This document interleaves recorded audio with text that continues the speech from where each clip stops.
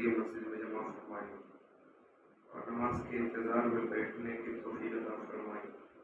حدیثوں میں آتا ہے کہ نماز کے انتظار میں بیٹھنا ایسا ہے کہ جیسے نمازی کا ثواب ہے۔ نماز کے انتظار میں تھوڑی دیر میں بیٹھنا اللہ تعالیٰ نماز کا عبادت کا ثواب لکھتے ہیں۔ اب یہ بات اور ہے کہ ہم لوگ اکثر ہمارے نوجوان ہمارے بھائی ایسے وقت میں آتے ہیں جس وقت امام جو ہے خطبے کے لیے منبر پر کھڑا ہو۔ حدیث پاک میں آتا ہے جمعہ کے لیے سب سے پہلے آنے والے کو سب میں زیادہ ثواب، پھر اس کے بعد دوسرے نمبر آنے والے کو تھوڑا کم ثواب، پھر تیسرے نمبر آنے والے کو تھوڑا کم ثواب۔ حدیث پاک میں آتا ہے کہ جمعہ کے دن جو مخصوص فرشتے خاص مخصوص فرشتے آ کر مسجد کے گیٹ کے پاس کھڑے ہوتے ہیں اور مسجد میں آنے والے کا نام انٹری کرتے ہیں۔ جو سب سے پہلے آیا یا اذان سے پہلے آیا، اذان کے بعد آیا، اور دوستوں بزرگوں کتنا خوش نصیب انسان ہوگا وہ جو سب سے پہلے جس کا جمعہ کی نماز کے ارادے سے مسجد میں پہلا قدم پڑا ہو، کتنا خوش نصیب انسان ہوگا۔ اور فرشتے لے جا کر جو ہے اللہ کی بارگاہ میں ان ناموں کی پوری فہرست کو سناتے ہیں، اور جب سب سے پہلے جب ہمارا نام اللہ کے سامنے آتا ہوگا تو اللہ کتنا خوش ہوگا۔ آج ہمارا وقت جو ہے دنیا کے کاموں میں، فضول کاموں میں، بیکار کاموں میں گپے شپے مارتے ہوئے، گالی گلوچ کرتے ہوئے ہمارا وقت تو بہت گزرتا ہے باہر، لیکن اللہ کے گھر میں ہمارا وقت نہیں گزرتا۔ کیونکہ دوستو بزرگوں ایسا کیوں ہوا؟ ایسا اس لیے ہوا کہ ہمیں آخرت کا استحضار نہیں، آخرت ہمیں یاد نہیں ہے۔ صحابہ کرام کو ہمیشہ آخرت ان کے نظروں کے سامنے ہوتی تھی۔ تھوڑا بھی اگر دل میں دنیا کی تھوڑا بھی اگر ایسا ڈاؤٹ آیا، شک آیا کہ بھئی میرے اندر دنیا آ رہی ہے، تو فوراً جو ہے وہ چیخ اٹھتے اور اللہ کے نبی کے دربار میں پہنچتے۔ حدیث پاک میں ایک واقعہ ہے، حضرت حنظلہ رضی اللہ کے نبی کے مجلس میں تھے، مجلس میں بات سنے، بیان سنے، جنت اور جہنم کا تذکرہ سنے، تو گویا کہ ایسا لگا کہ بھئی سامنے سے آنکھوں سے اپنے دیکھ رہے ہیں۔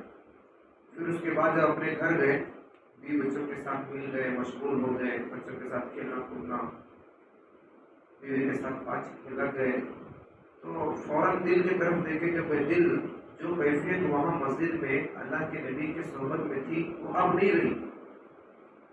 تو خاموش نہیں بیٹھے، ہم کیسا بڑھتے ہوئے ہمیں تو اللہ بھی یاد نہیں آتا، رسول اللہ بھی یاد نہیں آتے، کہیں سفر میں جاتے ہیں، ادھر میں جاتے ہیں، کہیں دور جاتے ہیں، شادی کا موقع ہے، فنکشن ہے، کچھ بھی ہے، ہمیں کسی چیز کی یاد نہیں آتی۔ یہاں تک کہ اکثر یہ دیکھا گیا گھر میں فنکشن ہے تو نمازوں کے جنازے نکل جاتے ہیں۔ سنت تو بات کی بات ہے، فرض نمازوں کے جنازے نکل جاتے ہیں۔ آپ دیکھیں گے دوستوں بزرگوں، دولہا اور دلہن بہت نمازی، بہت پابند، لیکن شادیوں کے موقع ایسا ہوتا ہے کہ نہ دلہا دلہن نمازیں پڑھتے ہیں اور نہ ہی جو ہے باراتی نماز پڑھتے۔ جس خدا نے اس خوشی کا موقع دیا، جس خدا نے دو زندگیوں کو ایک بنایا اور دو خاندانوں کو ایک بنایا اور میاں بیوی کی محبت پیدا کی، میاں بیوی کے رشتے میں جوڑا، اسی خدا کو بھول جاتے، اسی خدا کو بھول جاتے۔ تو ہمیں اللہ یاد نہیں رہتا، خوشی میں یاد نہیں آتا، غم میں تو اللہ کو یاد کرتے ہیں لیکن شکوے کے طور پر یاد کرتے ہیں۔ تھوڑا پریشانی آ گئی تو ہماری پریشانی اللہ کو ہمیں ملے گا، نعوذ باللہ اللہ کے شکوے کرتے ہیں۔ وہ حنظلہ رضی اللہ عنہ اپنے گھر گئے، گھر جا کر دیکھا کہ بیوی بچوں میں مل جل گئے۔ جیسے ہی بیوی بچوں کے ساتھ مل جل کر گئے تو فوراً دماغ میں دل میں خیال آیا کہ بھئی جو کیفیت میری وہاں اللہ کے رسول صلی اللہ علیہ وسلم کی مجلس میں تھی وہ اب یہاں نہیں ہے، اب یہاں نہیں ہے۔ فوراً اپنی بیوی بچوں سے الگ ہوئے اور جو ہے باہر نکل پڑے اور اپنے آپ کو یہ کہتے ہوئے نکلے کہ حنظلہ تو منافق ہو گئے۔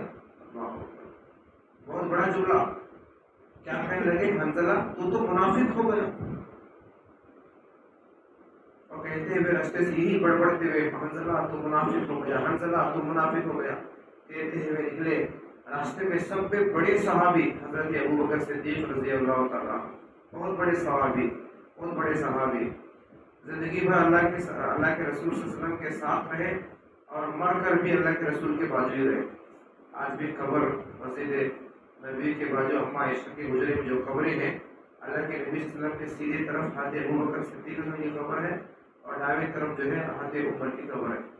زندگی بھر بھی یاد تھی اور قبر کی بھی یاد ہے. اور وہ ابوبکر صدیق رضی اللہ عنہ راستے میں ملے، حنظلہ ایسے کیوں کہہ رہے ہو، تم ایسا جملہ استعمال کیوں کر رہے ہو کہ حنظلہ منافق ہوگا، کیا بات ہے؟ حنظلہ رضی اللہ عنہ کہنے لگے کہ ہم جب اللہ کے رسول کی مجلس میں ہوتے ہیں تو ہماری کیفیت دل کی ایسی ہوتی ہے گویا کہ اللہ کے نبی صلی اللہ علیہ وسلم کی باتوں سے ہمیں ایسا لگتا ہے، ہمیں ایسا محسوس ہوتا ہے کہ جنت اور جہنم ہمارے سامنے ہے، گویا کہ ہم اسے آنکھوں سے دیکھ رہے ہیں. لیکن جب اپنے بیوی بچوں میں، اپنے کاروبار میں، اپنے تجارت میں، اپنے کام دھندوں میں چلے جاتے ہیں تو وہ کیفیت ہماری باقی نہیں رہتی. اس لیے مجھے ڈر ہے کہ میں منافق تو نہیں ہوا، کہ سامنے سے تو جو ہے مسلمان لیکن اندر میری یہ کیفیت ہے تو کہ میں منافق تو نہیں ہوا، مجھے اس بات کا ڈر ہے.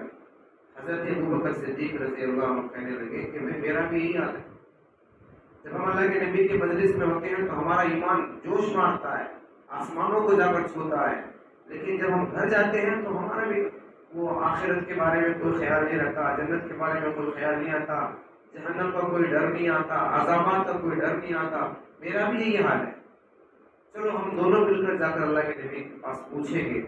دونوں صحابہ حضرت ابوبکر صدیق رضی اللہ تعالیٰ عنہ مسجد میں اللہ کے نبی کے پاس گئے اور جا کر اللہ کے نبی کے بارگاہ میں بیٹھے اور کہا کہ اللہ کے نبی یہ ایسا ایسا معاملہ ہے، آپ کی مجلس سے بیٹھتے ہیں تو ہمارا ایمان، ہمارا اعمال، جنت جہنم ہمارے سامنے نظر آتا ہے، لیکن جب گھر جاتے ہیں تو کیفیت نہیں رہتی.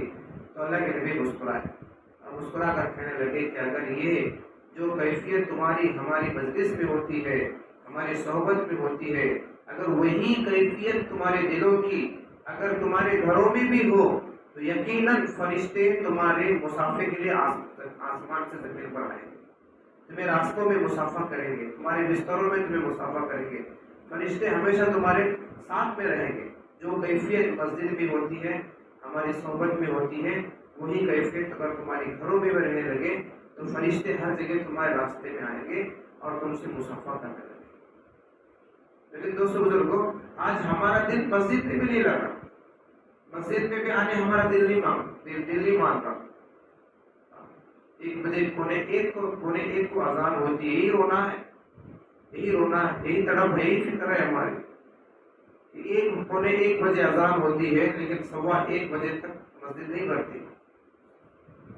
حالانکہ جمعہ کے دن اللہ نے قرآن میں کہا کہ اپنے جیسے ہی اذان کی آواز سنائی دے اپنے کام کاج کو بند کرو. علماء نے لکھا ہے کہ حرام ہے جمعہ کی نماز کے بعد کام میں ہی اپنے رہنا، مشغول رہنا، اپنے گھر میں ہی رہنا، اپنے کاروبار میں لگے رہنا. فرمایا کہ حرام ہے.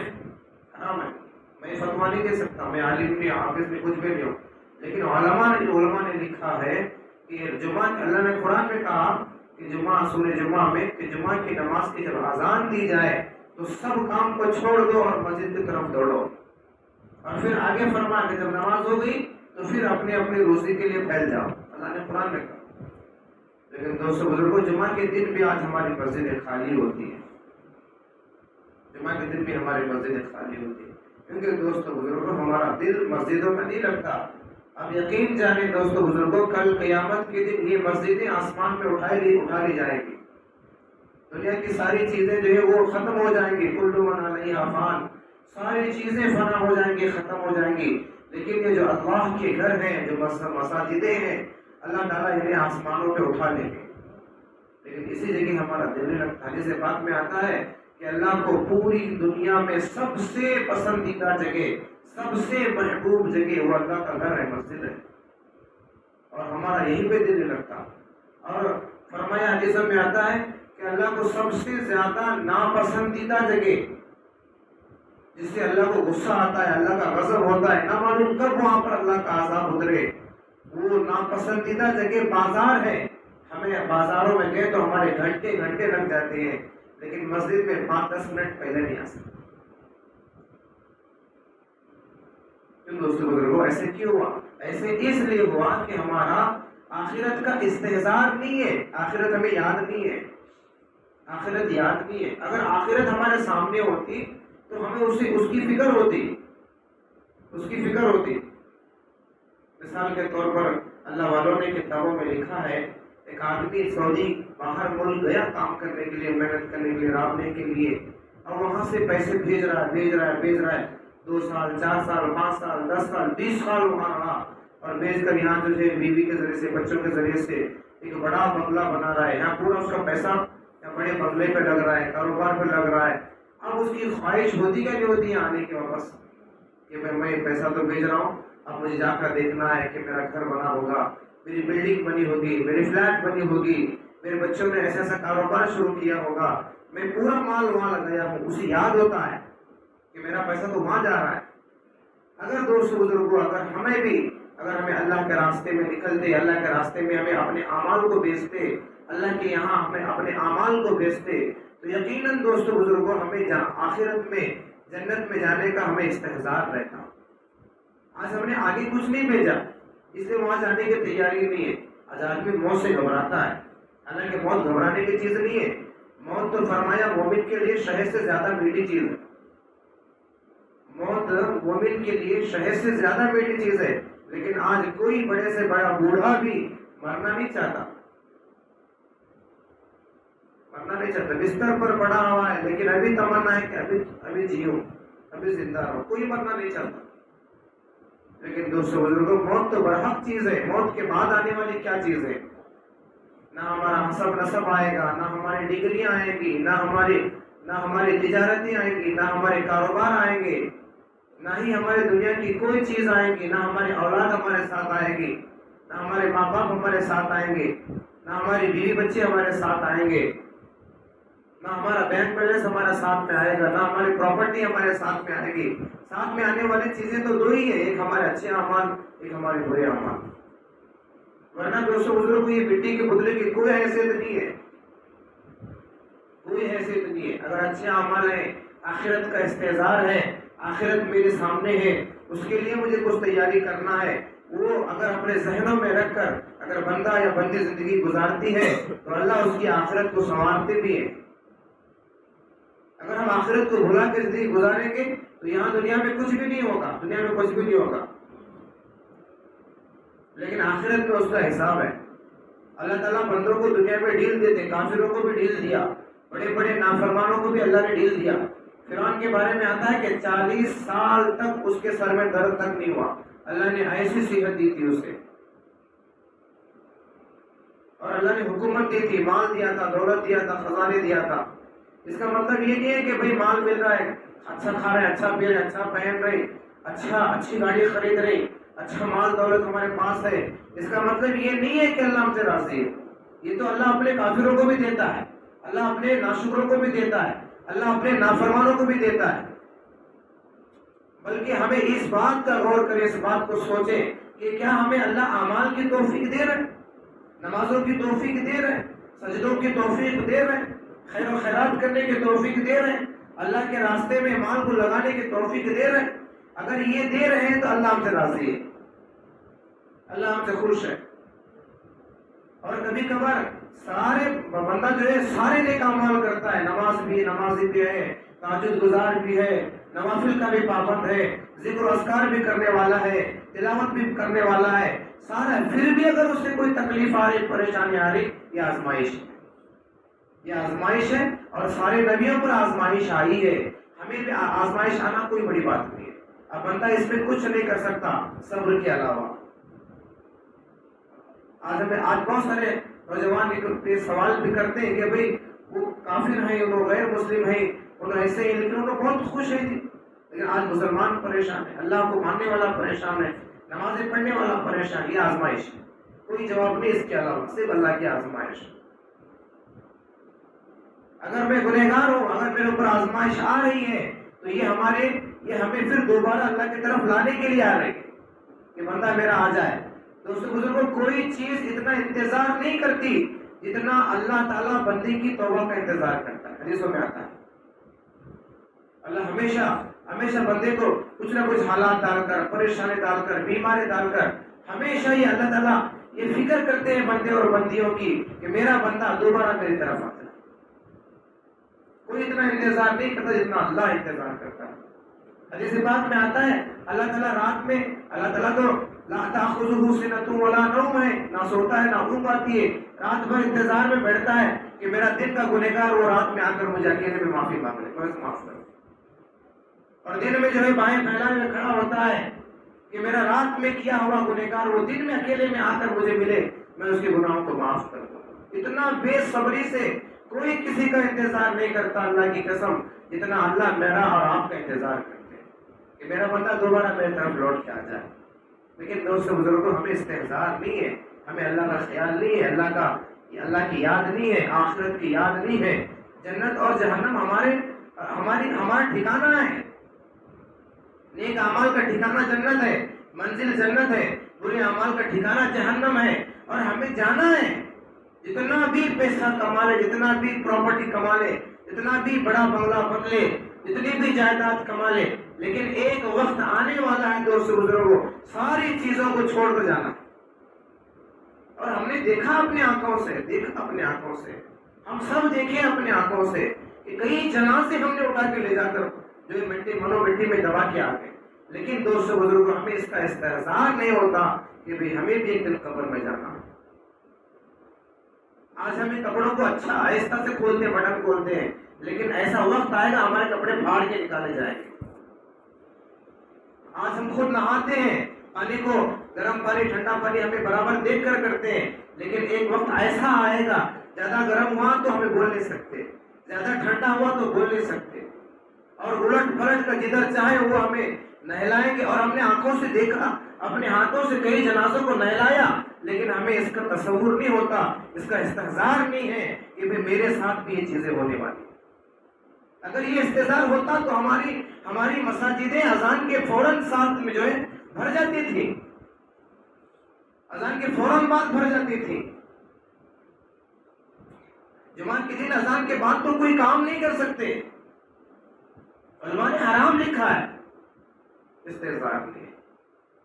اور ہم نے کئی کاندھوں پہ جنازے اٹھا کر قبرستان تک لے کر گئے، لیکن ہمیں کبھی تصور نہیں آتا کہ بھئی میں آج کسی کا جنازہ اٹھا رہا ہوں. ایک وقت آئے گا، وہ گھڑی آئے گی کہ میں بھی مر جاؤں گا، مجھے بھی اسی طریقے سے لے جائیں گے. ہلا ڈھولا کو لے جانے پر اندر میت نہیں بولتی کہ ادھر آہستہ لے کر چلو. یہ بھی ہمارا ساتھ ہونے والا ہے. اور ہمیں قبر میں اکیلے تنہا لٹا کر ہمارے منہ پر مٹی ڈال کے لوگ آ جائیں گے، ہم کچھ نہیں کر سکتے، اتنے محتاج بن جائیں گے. ان ساری چیزوں کا دوست بزرگوں استحضار ہونا ہمارے لیے بے انتہا ضروری ہے. اگر ہمارے اندر یہ آخرت کا استحضار ہے، اللہ کی یاد ہے، آخرت کو ہم یاد کرتے ہیں، جنت اور جہنم کے بارے میں بیٹھ کر سوچتے ہیں کہ ہماری دو ہی منزلیں ہیں، تیسری منزل آئی ہی نہیں. یا تو ہماری منزل جنت ہے یا ہماری منزل جہنم کی ہے. نیک اعمال پر جو بندہ سفر طے کر کے جس منزل کو پہنچتا ہے وہ جنت ہے، اور برے اعمال کے ساتھ اللہ کی نافرمانی اور بغاوت کر کے جس منزل کو پہنچتا ہے وہ جہنم ہے. جنت اللہ کا مہمان خانہ ہے. اللہ نے ایسی نعمتیں ہمارے لیے بنائی ہیں کہ قرآن میں اللہ نے فرمایا ہے، حدیثوں میں بھی اس کا ذکر ہے کہ نہ کسی کے آنکھ نے دیکھا ہے، نہ کسی کے کانوں نے اسے سنا ہے، نہ کسی کے دل اور دماغ کو اس کا خیال اور وہم گزرا ہے. اللہ نے ایسی چیزیں ہمارے لیے بنائی ہیں. لیکن شرط اس بات کے دوستو بزرگوں، دنیا کی زندگی میں بیوی بچوں کے ساتھ میں رہتے ہوئے، کاروبار کے ساتھ میں رہتے ہوئے، تجارتوں کے ساتھ میں رہتے ہوئے، حکومتوں کے ساتھ میں رہتے ہوئے، اپنی مصروفیت اور مشغولیت کے ساتھ میں رہتے ہوئے ہمیں ہر وقت آخرت کا استحضار رکھنا ہے. خوشی کے موقع پر ہم خوشی دینے والے کو بھول جاتے ہیں، غم کے موقع پر ہم غم کس نے دیا اس کو بھول جاتے ہیں، حالات آنے پر حالات دینے والے کو بھول جاتے ہیں، پریشانی آنے پر پریشانی دینے والے کو بھول جاتے ہیں. اللہ تو یہ حالات، یہ پریشانیاں، یہ بیماریاں اس لیے دیتے ہیں کہ میرا بندہ پھر میرے پاس آئے اور مجھ سے مانگے. بیماری اللہ نے دی، شفا بھی اللہ ہی دیں گے. حالات اللہ نے دیا، حالات کو دور بھی اللہ ہی کریں گے. پریشانیاں اللہ نے دی ہے، پریشانیوں کا حل بھی اللہ ہی نکالیں گے. لیکن دوستوں بزرگوں ہمیں اللہ یاد نہیں آتا. باقی اوقات میں تو بات دور ہے، نمازوں میں بھی ہمیں اللہ یاد نہیں آتا.